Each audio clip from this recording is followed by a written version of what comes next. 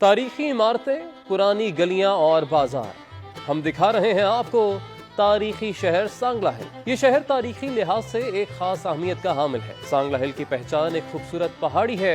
सांगला हिल में सिकंदर आजम की आमद के आसार इसे पाकिस्तान के कदीम तरीन शहरों की सफ में ला खड़ा करते हैं। कहा जाता है कि इस पहाड़ी के दामन में ही सिकंदर आजम ने पड़ाव डाला था। इस शहर में रेलवे स्टेशन भी है जिसको जंक्शन की हैसियत हासिल है।